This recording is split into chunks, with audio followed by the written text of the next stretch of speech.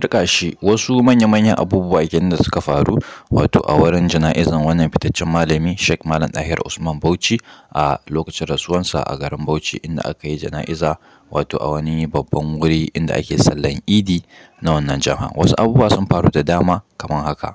To mai sauraro ka biyo mu a cikin wannan shiri inda zaka ji mu dauke da wannan cikakken rahoto namu na wannan rana.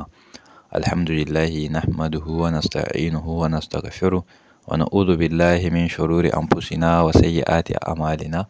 Man yahdihillahu fala mudilla lahu wa man yudlil fala hadiya lahu.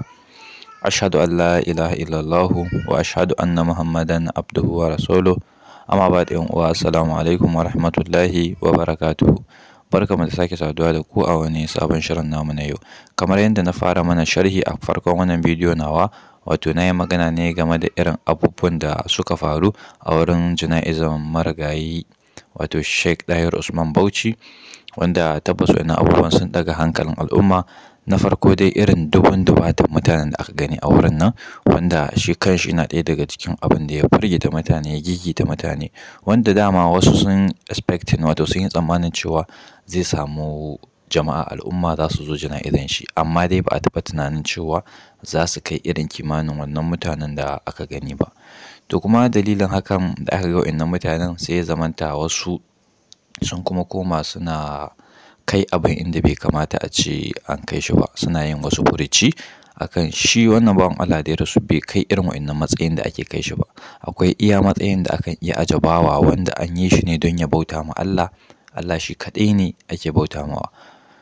Sannan kuma idan muka lura za mu ga an samu wasu, ko kuma in ce wani wanda ya rasa a rayuwan shi a lokacin da ake jana'izan, wato wani yaro an ganshi shi ma Allah ya amsa rayuwan shi, wanda masana masu harkar lafiya suka yi bada rahoto akan cewa ya rasu ne sanadiyyar rashin iska da kuma zafi da ya mishi yawa saboda cinkoso da mutane suka yi a wannan wuri. To kun ga ashe wannan bawa dai sai dai mu ƙara mashi fatan alkhairi game da irin daɗewa da ya yi yana aikata ayyukan alkhairi, wato yawan karanta alkur'ani da ma'anar Muhammad sallallahu alaihi wasallam da dai yin wasu abubuwa wanda kowa mun san kuma akwai laifin da yake tsakanin shi can da Allah ne, mu babu ruwanmu. A nan iya abin da muka gani da shi za mu yi amfani. Rahama wannan ta Allah ce.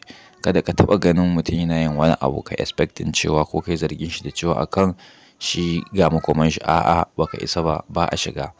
Allah Allah ne, ka bar Allah tsakanin shi da bawan shi. Shi Allah shi da kanshi ya ce ku ban ne zan yi hukunci akan wanda ya saba min ko kuma ya yi min abin da na ji daɗi. To kaga ashe mu yanzu da za mu fito muna cewa wane kaza wane kaza, ashe ba ma amfani kenan. Ya kamata a ce kowa ya shiru, ya ci gaba da yin abin da ya dame shi. Shi da wannan bawan Allah nashi ta riga ta ƙare kuma an ganin mishi da kyau. To kai da ni yanzu mu sai mu tsaya mu mai da hankali mu ga mu ma ya za a yi mai ƙoƙari namu ta zo da kyau, tunda shi ya riga ya rasu a cikin iyalan shi ne.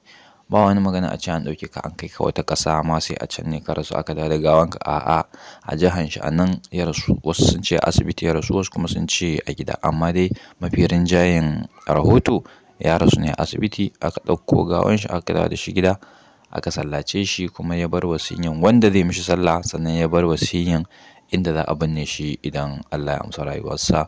To muna mishi fatan Allah ya mai rahama, ya gafarta mishi, ya jaddada rahama a gare shi.